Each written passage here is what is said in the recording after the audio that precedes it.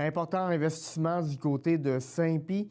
On en parle avec le président et chef de l'exploitation au centre de traitement de la biomasse de la Montérégie, M. Benoît Paré. Bonjour. Bonjour. M. Paré, peut-être expliquer tout d'abord le centre de traitement de la biomasse. Qu'est-ce que vous faites comme activité? Le centre de traitement est une usine d'épuration d'eau usée, donc c'est un procédé industriel.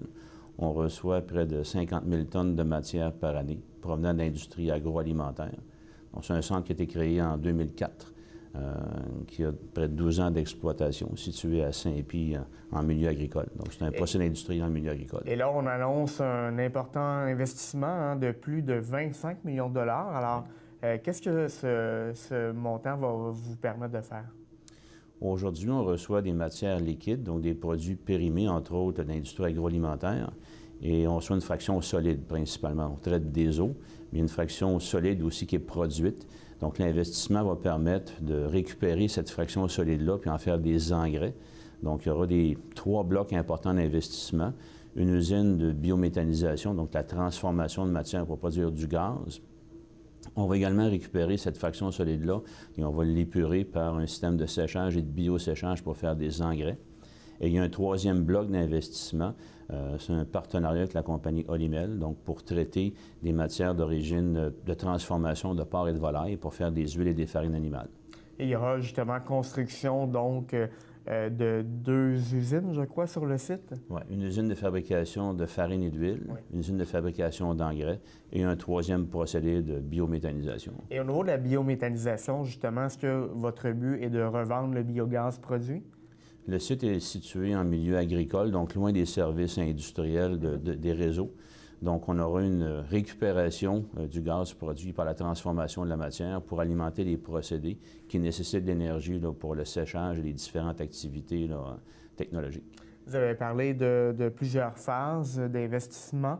Au niveau des délais, à quand ce projet-là va se mettre en branle et à quel moment qu'on va vraiment réaliser les étapes?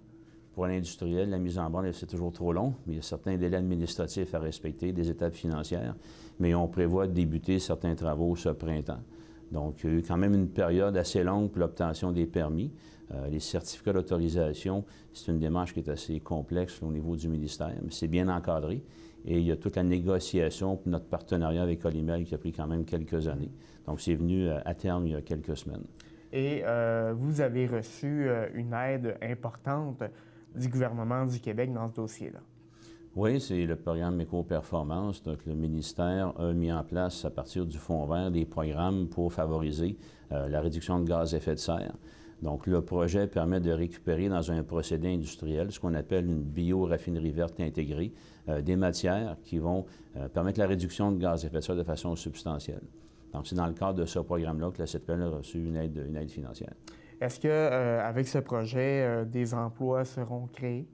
Il y a quelques emplois, ce n'est pas significatif. Évidemment, quand on parle d'un investissement de 25 millions de dollars, c'est tout le domaine de la construction, l'ingénierie, les services professionnels, que ce soit l'arpentage, que ce soit l'ingénierie, que ce soit nos amis les avocats, mais surtout dans le volet de la construction, donc fourniture de matériaux, préparation de terrain.